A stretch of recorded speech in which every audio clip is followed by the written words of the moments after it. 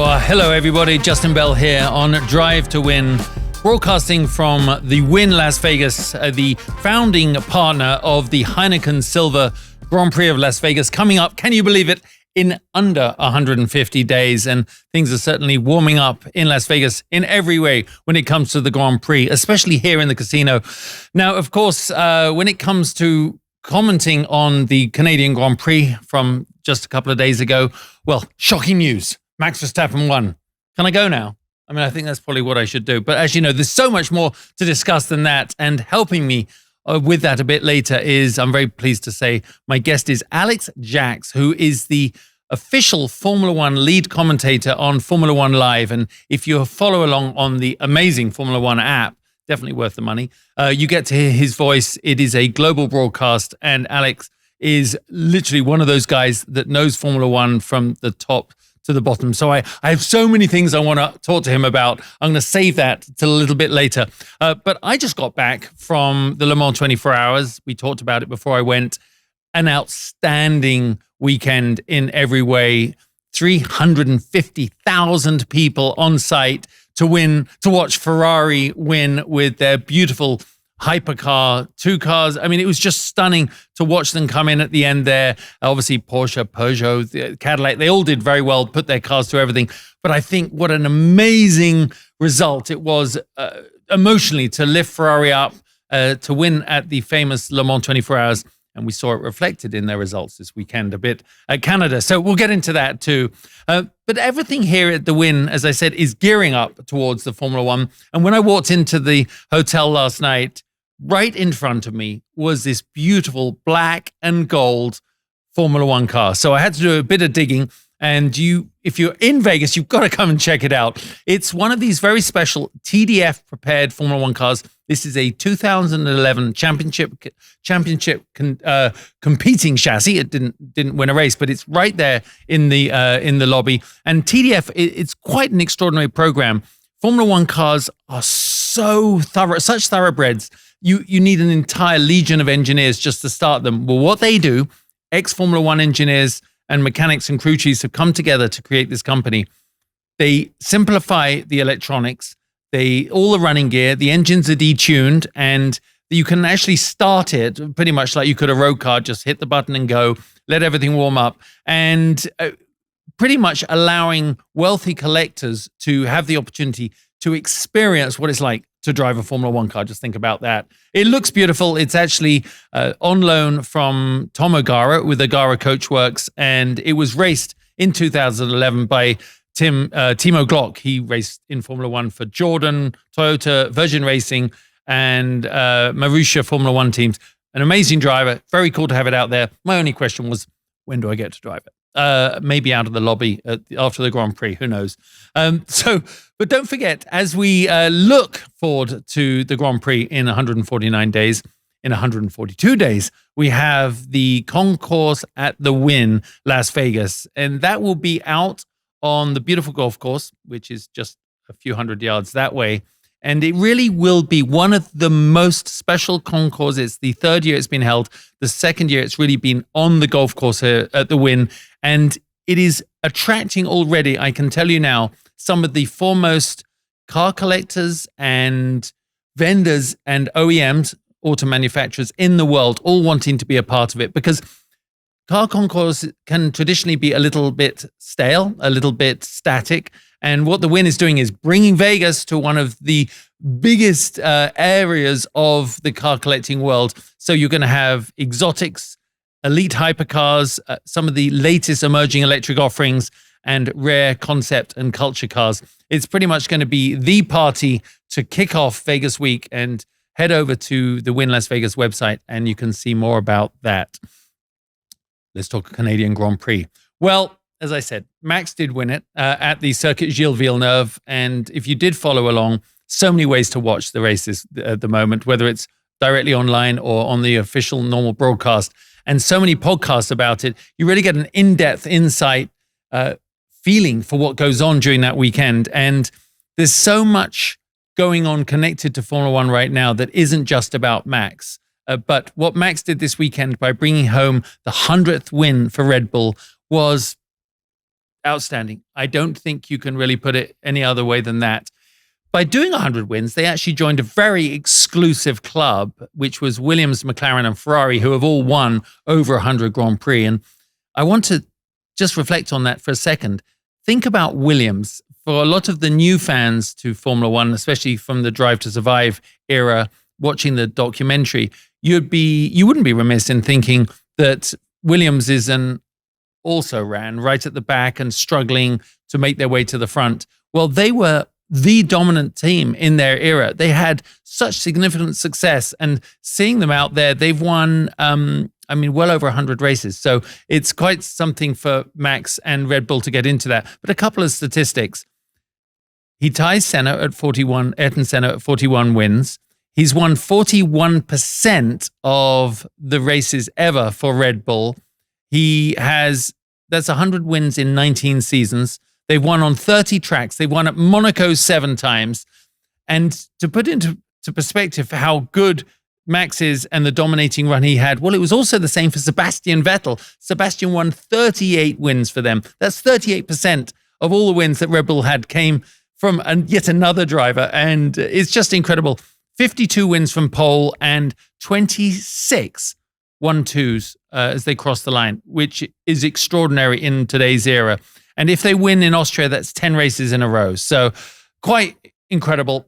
You might say, when's he going to catch Lewis Hamilton with his incredible tally of wins?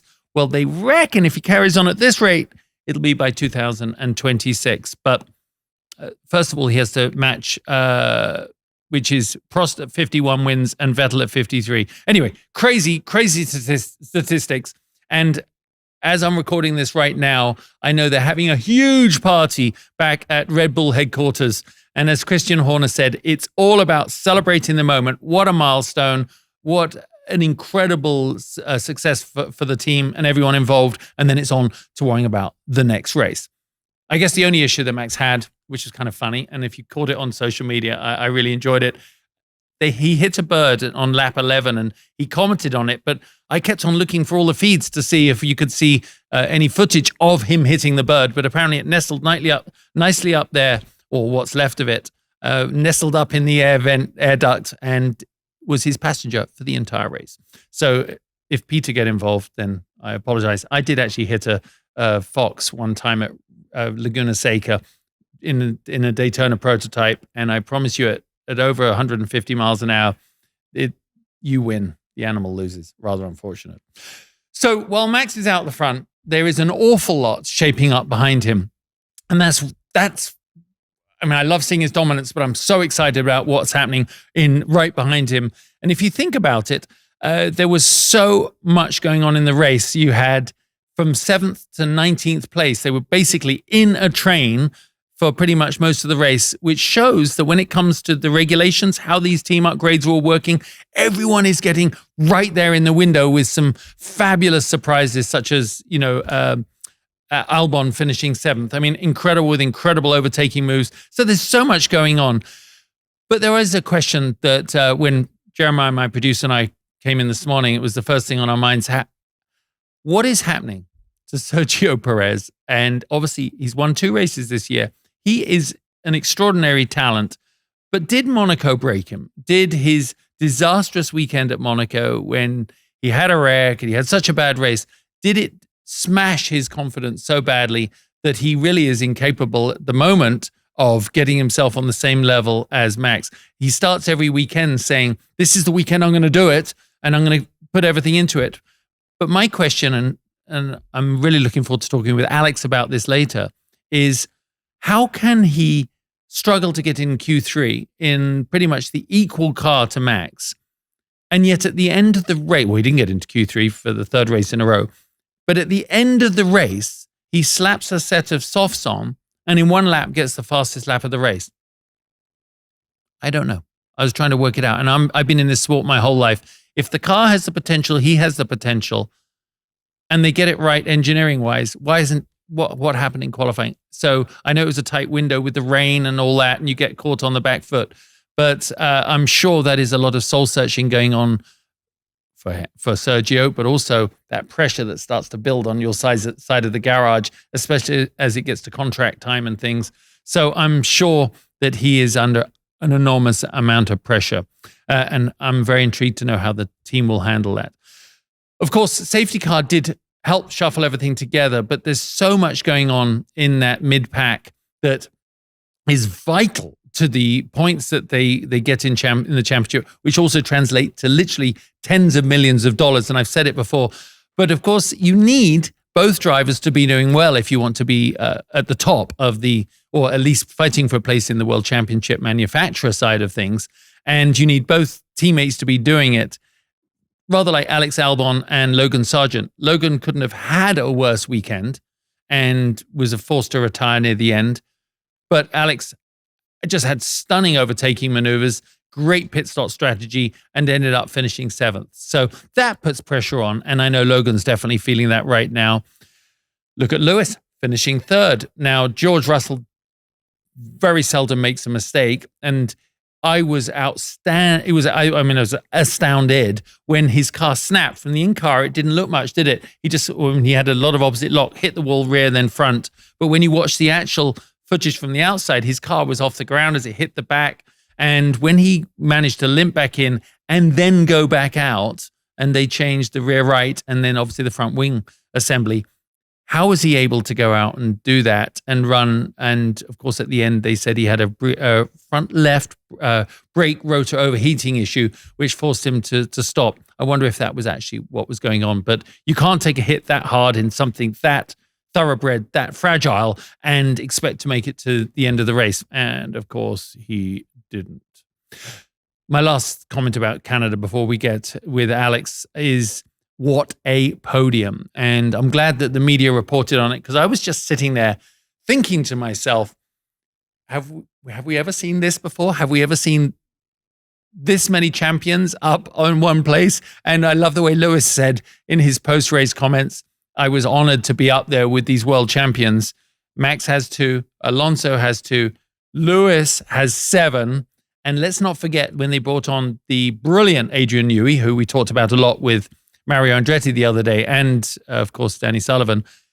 He's weight in gold, quite literally. He has been responsible for 200 Formula One victories. So that, to me, may be the best picture of the year, seeing those guys. Well, Alex Jacques, let me introduce him. He fell in love with racing when he was 9 years old, and was your typical schoolboy who just saw Formula One on the TV, wanted to be a part of it, went on to get with his local news station, worked his way up, ground away, became a disciple of the sport. He knows more than I'll ever, he's forgotten more than I'll ever know. He's covered Formula One, Formula 2, Formula 3, the W Series, Porsche Super Cup, Goodwood Festival of Speed, Indy 500, even covers the virtual racing series. But I met Alex for the first time 2 weeks ago at the Le Mans 24 Hours when Lee Diffie invited me into the broadcast booth. Alex was there. I just said a few things to sort of fill some time, like I do. And it was a real honor to meet him. And then, of course, hearing him on Sunday do the race recap do the live broadcast made me realize how good he is. So very excited to have someone that knows all about Formula One, hopefully can answer a lot of our questions. Alex, really great to see you again so shortly after Le Mans, and welcome to Drive to Win. Thank you so much for having me. It's great to speak to you. You're in a very glamorous location. I'm in a London flat, so I think you're winning. Well, most of the time, are you in a glamorous location, or do you do these shows do you do your Formula One podcast from London? Well, it's a split. It has to be a split, the way that it's normally done. And so some we do from on-site and some we do from the glamour of a studio just outside of London. Yeah, I see that. But first of all, I've got to say that meeting you at Le Mans, that was really cool, getting my little 30 seconds with you in the booth there. And then hearing you on Sunday, because I flew back from Europe on Sunday night. So on Monday or Sunday night, I watched the app, watched your broadcast, and having met you and everything, I've got to say you are bloody good at what you do. I'm just going to throw that, and you really are very good, very knowledgeable. So it's a pleasure. Oh, that's very kind of you to say. Of course, being British, I have no ability to take compliments in any way. So I'm going to have to brush that off and say thank you very much. Yeah, well, good. Well, so before we kick on of talking about the Canadian race, how was Le Mans for you? Because it was an epic race, 350,000 people. Ferrari at the end, I wish I'd put money on it. But well, how was Le Mans for you? How was the whole experience? Well, it was my first time there. So it's a very strange experience to be there as a broadcaster on such an important channel for such an important race, and also be taking it in as a fan and a genuine enthusiast of motor racing for the first time. So, for a kid like me who got Autosport and pored over the pages, and every year there was a special, Le Mans entry, and then you'd see the big names that were going there, remembering, of course, your heroics there. And you'd see that printed, and then you'd see that Bentley were going to join, and all this different excitement, and you get a spy shot like very early in the year, and then it would come to fruition. Yeah, to go there for the first time, it is hallowed ground for a reason. As a spectacle, I don't think I've ever seen anything quite like it. And bear in mind that I'm in a fortunate position that every single Grand Prix at the moment is sold out. And yet it was just, someone was asking me to explain it in Formula One terms. And I was saying, just imagine 5 Silverstones and just imagine 100 years of history. And that for some people it's going to be raw heartbreak. And for some in the field, it's going to be unexpected joy. Yeah. And it doesn't matter what class it is, there's just so much endeavor going into that performance, and not just across the week, but for Lena Gade was in commentary with us, and she was saying the day after the race, you're thinking about next year's race. I thought that was such a beautiful way to put it. And you feel that, you see that on the expression of the fans, and you see that on the expression of the exhausted mechanics at 4 a.m. when we were coming in to do our opening stint in the commentary box of the day. So a glorious spectacle, and Ferrari to win, that was just a romantic result that, the century, that the centenary demanded, I think. Yeah, it did. You said it so eloquently. That's what you do. I just was excited when I watched the race on Sunday, and let's switch to Formula One now, that Ferrari needed, as an organization, a boost, right? They needed a lift. And Ferrari is, well, it's a massive company. It's a very small racing department in relative terms.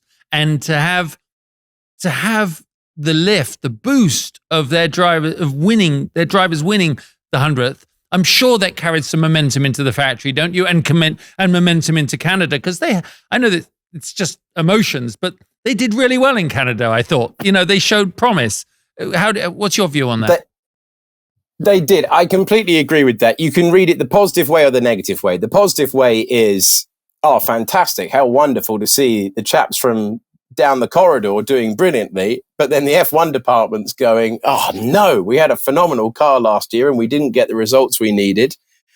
So was it a little bit of begrudging respect across the Maranello corridors? I think yes. Was it also a timely kick up the backside? Yes. And I think they delivered good strategy on Sunday. Yeah. And if it had been a dry qualifying, I fancy Ferrari would have been ahead of Hamilton, and given Alonso was nursing that car, I think they could have put 2 cars on the podium. So, the Formula One team looking to emulate what the Le Mans team were able to do.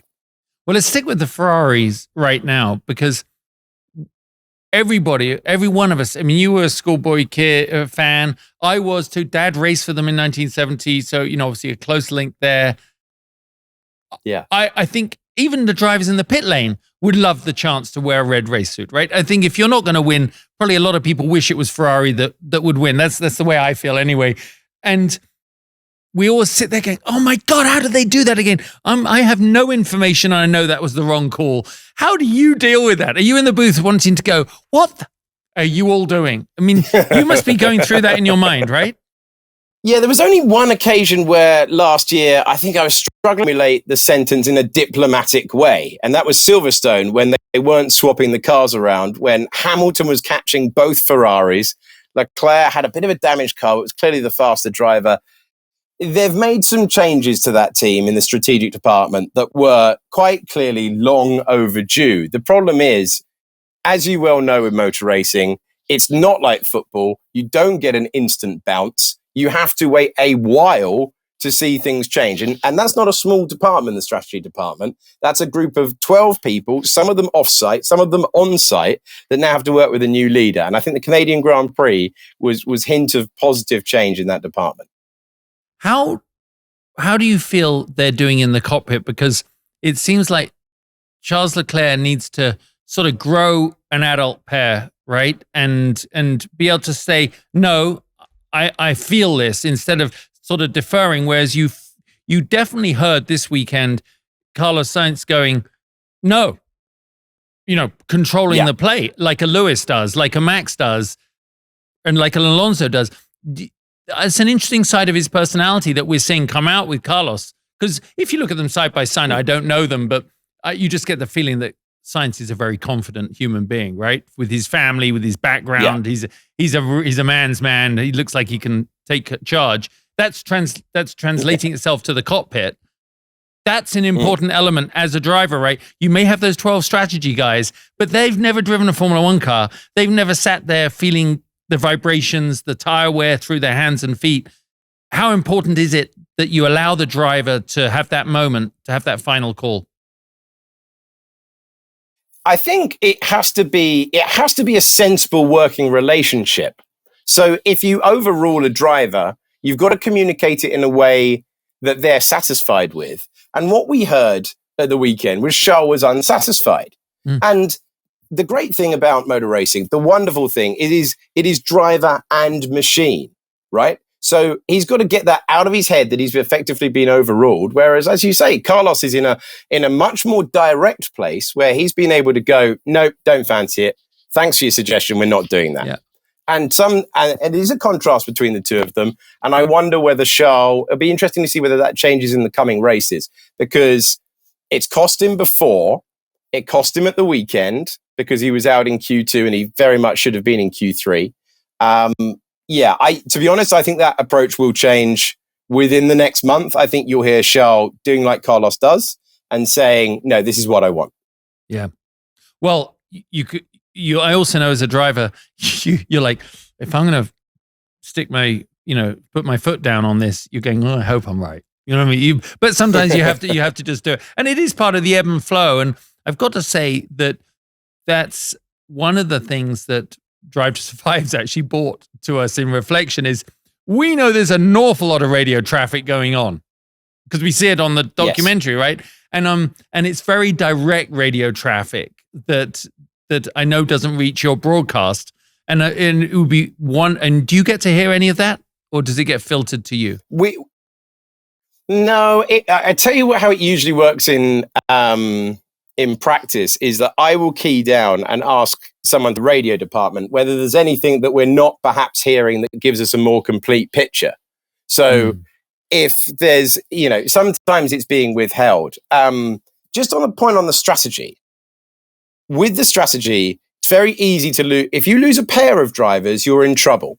And I won't mention the team that this happened with, but they lost one driver and the other driver was very much on the fence for a while. Give them a chance, give them a chance, give them a chance. And then another mistake came and there was an instant clear out.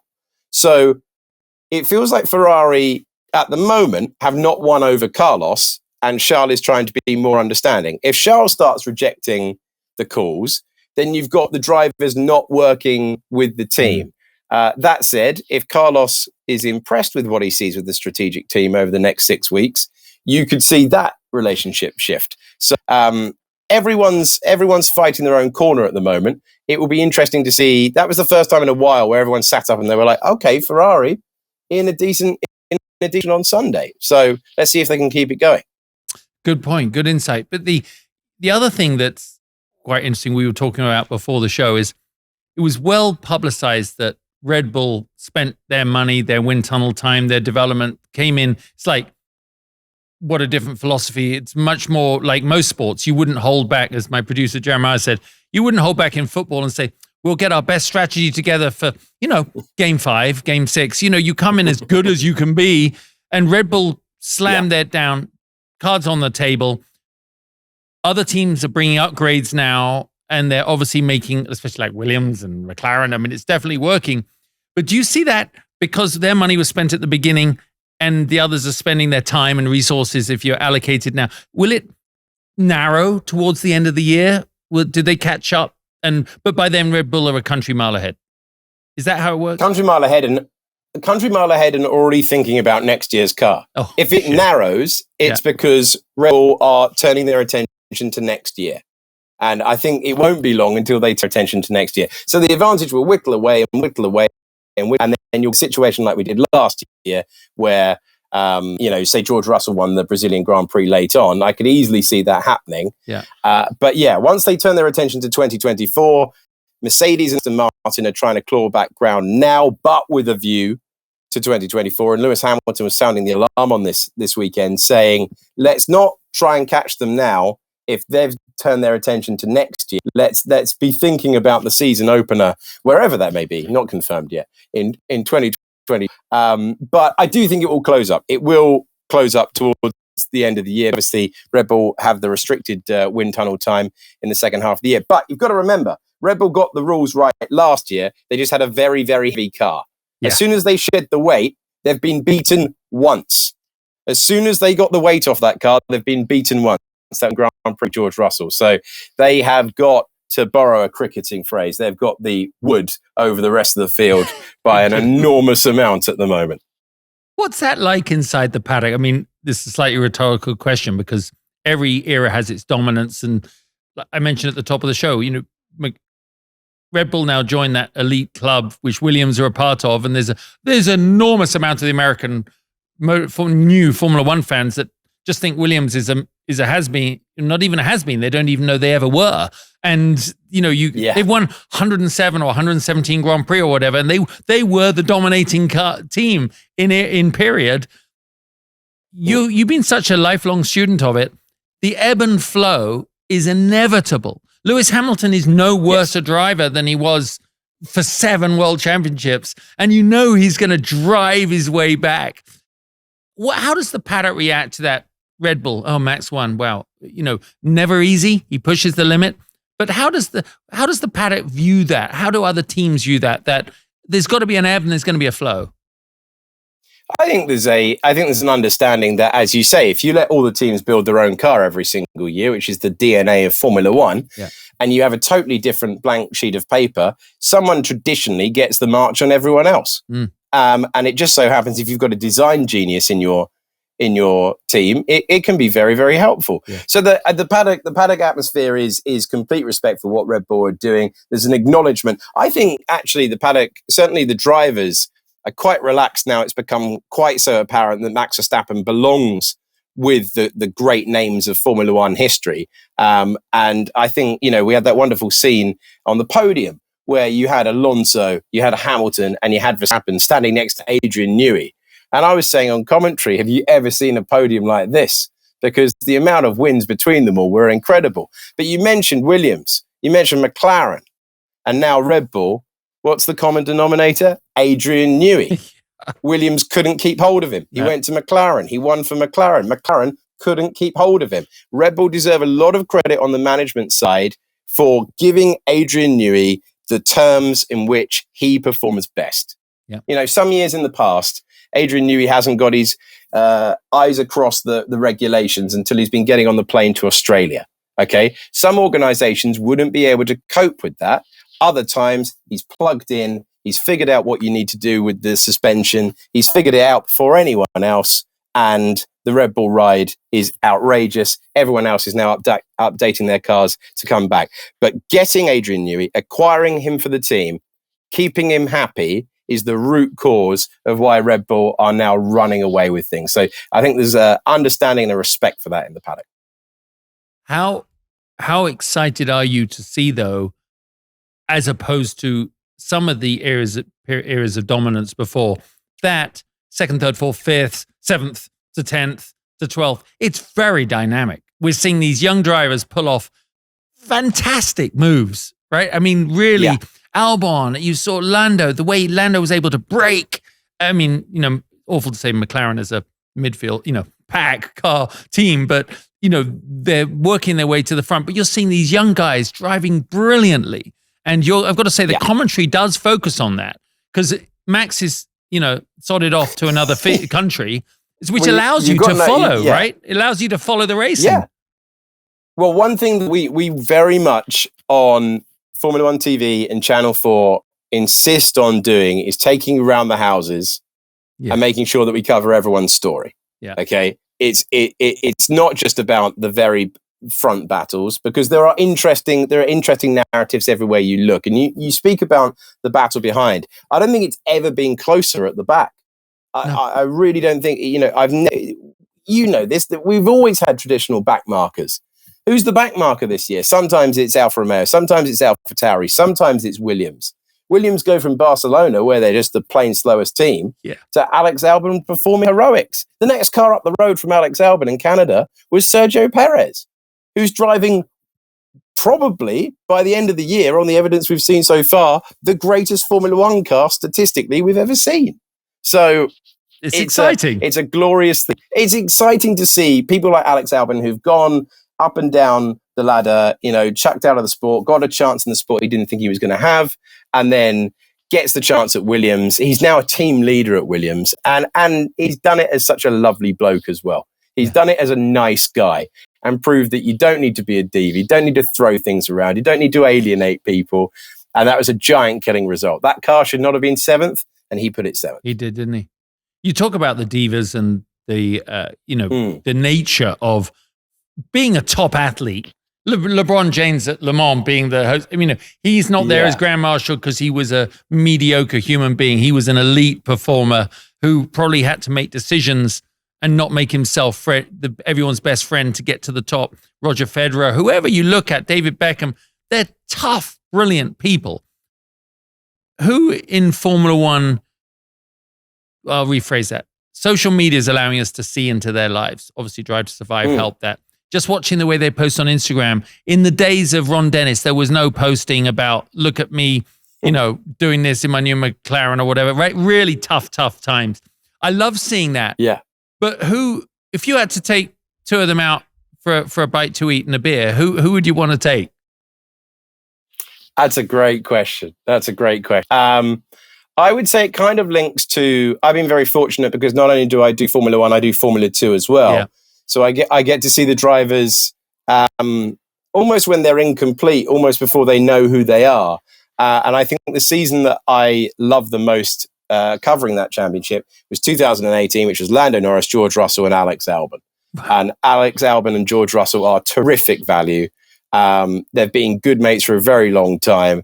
They're always ripping it out of each other, and they've gone about their racing. They're good communicators. They're nice people, and I'd probably pick those two. That's really cool. I've got to ask you about Sergio Perez because I started off the show trying to speculate on this a bit.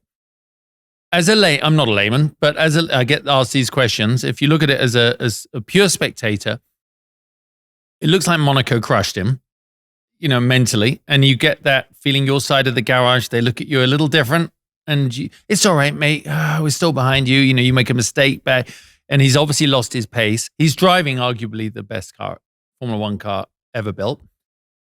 He at one point really thought he was in for a shot, but when it comes to pace, I know qualifying was tricky with the rain and being on the right tires at the right time, but you languish around. I mean, he did make his way to a certain point, but as you say, still several seconds back on Albon, and then they say, all right, let's go for fastest lap, Sergio. So you come in, you put on a new set of softs, you go out, you get fastest lap of the race. Like, what the flipping hell have you been doing for the other 73 laps? I mean, do you get what I'm saying? How it's obviously there. I do. I think it's a great lesson in elite sport. In any discipline you want to talk about is incredibly difficult to execute. But I would say that across the board, Formula One drivers are very evenly matched. The difference is the capacity mentally, whilst you're driving, and your mental energy to come back and do it every single week every single year. That is what separates a good driver from a great driver. And Sergio, by his own admission, was trying to win the Grand Prix in FP1. Yep. He was trying to get to Max's almost superhuman speed instantly. And Sergio has never been a qualifier. He has never been someone who stands out on Saturday. That's a man who built his career on his understanding of the Pirelli rubber and his ability to turn good stints into great stints. And he's done it up against some superb drivers. The problem he's now got is he's up against a driver who, when he finishes his Formula One career, I have no doubt is going to be mentioned in the same breath as Hamilton, Alonso, Senna, Prost. He's going to be in that bracket. Schumacher as well. And Perez is coming up against this problem that good drivers face. He's a multiple Grand Prix winner. He's a lovely chap. He deserves his place in Formula One. But when you try to find 2/10 that you don't have, that's when you find the wall in Australia, in Monaco. And in mixed conditions, he's never had the sixth sense that, say, a Lando has, or Lewis Hamilton in the early stage of his career. And obviously then when he had the car with the most downforce, it was very, very useful to win in the... But that is how Perez has got himself into tough times. It's about how you respond now. Yeah. He's had a tough run. You're always going to have a tough run. Can you now, the next time it's dry, can you be P2 and can you get all the commentators, all the loud ones like me to go, that's a return to form. That's what he needed. Yep. And the next time it's a rear limited track, that's key for me. If the next time it's a rear limited track, which is a Sergio special, when the rear tires are being worn through first, if Max is torching him then I think Perez is heading towards, if he's getting annihilated on the tracks where he's strong, then he's heading into Gasly, Red Bull era, Albon territory of he just can't live with the stress of... And that wouldn't be, it wouldn't be a slight against him, but no way is he performing anywhere near close to his ability in the last 3 weeks. That's a great way of putting it. And I think I know the head game. It's so tough. You know, everyone's looking at you. You know, you're not living up to it. But also maybe, as you say, he needs to go back to driving and racing the way he knows how to and not play Max's game. Like you could never play a Schumacher game. Eddie Irvine realized that, did what he did, made a fortune. Never had a bad race, right? Because he knew how to be number two and win races when your boss doesn't, when the other guy doesn't. Maybe that's what he's got to do. Before we let you go, just one other, I want to quickly talk about Austria, but the penalties in Formula One are very interesting to us sitting at home without the plethora of information you have. And obviously they have really dire consequences. We saw that at Monaco. Lando doing what he did on Sunday just to like back everyone up to so they could stack the cars coming into the pits. When you're inside the car, you do a lot of things yourself, you make a lot of decisions, but you are, as we said a minute ago, relying on a lot of data from your team. It's like quick early pit releases and stuff, getting in the way. Your driver has nothing to do with that. The guy says go, you go. How do you feel about the penalties? Sometimes great. I know it's not an easy situation. I think it's been pretty clear under the safety car for a while that they've been told that they were going to clamp down on that. I mean, it's such a complex, multifaceted sport that some of the penalties you will just... I always think as a lead commentator, I always think I'm always very fortunate to be sitting or standing next to a brilliant driver who's been there and done it. So I want to hear what they think. Yep. But a lot of the time, I'll give you a great example. I thought Yuki Tsunoda's penalty in Barcelona was completely wrong. Yeah. I thought it was completely the wrong way to go. Had a check on social media, 50-50. Okay, that's the way it's going to go. The one thing that I think really needs to change is when sporting penalties, 4 hours, 5 hours after the qualifying session or the race, and they've gone up to see the stewards and they've taken their team manager and they've pleaded their case. And the stewards give them the same penalty that the majority of us watching would have given them 30 seconds after seeing the replay. And I think that element is antiquated and has to go. Because for a great example in Spain, Pierre Gasly was able to argue his 2 impeding penalties didn't go to plan. He got 2 impeding penalties, but Yuki Tsunoda gets it mid-race there and then doesn't get a chance to argue. So I'd like that situation. Sporting penalties, I'd like decided in race, almost real time, if that's in race or very quickly after the session, and not after qualifying 4 hours afterwards. You don't know what the grid looks like, because that's when I think it does spoil that. Yeah, and it ruins it's the immediacy for the fans. You go home, go, my driver did well, and then you wake up and it's all changed. Exactly. Exactly. Not cool. Give us a little clue to, for the people watching this. Formula One is blown up here in the States, as you know. The fan following is amazing. What should people give some advice if someone says, what should I look for in a Grand Prix to make my viewing experience better? You got a lot more access to it, the timing and scoring and all the team stuff. What should the casual fan wanting to get involved look for a little bit more to make it more rewarding? The best way to do it, I would always say, is try and pick out a driver who's out of place on the grid, so you can follow their progress. So, for instance, a Charles or a Sergio this weekend. Pick yourself an underdog, and constantly be watching the gaps on the left-hand side timing tower. Yeah. Those are the 3 ways, because that's a great way if you're maybe a fan coming into it, maybe off the back of Drive to Survive, maybe you've discovered it through Formula One's digital channels. The way to expand your understanding of the race reading is to pick 3 different stories and follow them on the left-hand side of the timing tower, because then you'll go, let's see if Alex Albon. Hey, I like Alex Albon. He put on the slick tires in qualifying yesterday. Let's see if he can do well. They've done something different again. And then you're expanding your idea of why Williams took the risk, and you can read up on that, and you can look at his social media where he was saying in the interview afterwards, he's like, they love to leave me out there. Yeah. The man's absolutely sweating for his life out there, and they like to leave you out there. But always keep your eyes on the timing tower on the left-hand side, and pick three starters you want to keep your eye on, and then the great commentary wherever in the world you listen to it. I think we have a great group of Formula One commentators, no matter which channel you're watching on, and they'll keep you updated on the main stuff, and you can enjoy your subplot, if you like, on the left-hand side. Good advice. All right, before we go, of Austria, I guess they'll be on track in 10 days' time from now. I mean, by the time we watch this, it'll be a week. Who's busiest this week? Who's gone back to the factory? I know Christian Horner said we're going to have a big party and then get on with the work, and they can afford to do that. Who's going to likely evolve the most before we get to Austria?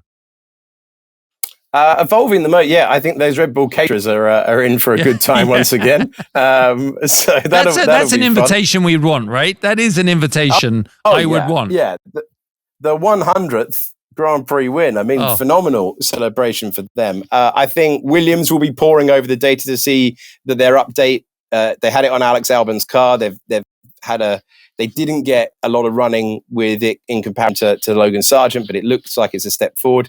Aston as well will want to see whether, they've had both cars run to the end there, so they'll be doing their homework and hoping that they've got a chance. The problem with Austria is that, and this is the infuriating thing for the rest of the paddock. The problem for Austria is that Max Verstappen, if you put him in a car that was 0.2 slower than the rest of the field, has won Grand Prix Austria in the past. He just goes brilliantly here. So I think also very busy, the drivers trying to work out how on earth they're going to get near him, because this is a Verstappen special circuit. It's one of his best on the entire calendar. But I think Aston Martin and Williams will be busy, and I think Ferrari will be slightly buoyed by what they saw in Canada, and they've traditionally gone well in Austria as well. So they'll be hoping for a return to podium contention. Well, it's been so good. Thanks so much, Alex. And I will look forward to hearing you in a couple of weeks' time. I'd love to do this again. I don't know if you're going to do the Vegas race on site. You know? I am absolutely doing the Vegas race on site. That is going to be not just a motor racing spectacle, that's going to be a sporting spectacle. Oh, I promise you. Here's a little stat for you. It is projected the economic impact of Formula One is going to be 2.5 to 3 times that of the Super Bowl that's coming up here. No. And that's good. I hadn't heard that. That is going to be wild. Right? They've worked that out. So remember, Formula One's global, Super Bowl is American, but it's still massive. So Yeah, well, maybe we'll get time. You can come and sit in here in my fancy studio. So it would be nice. That sounds like a plan.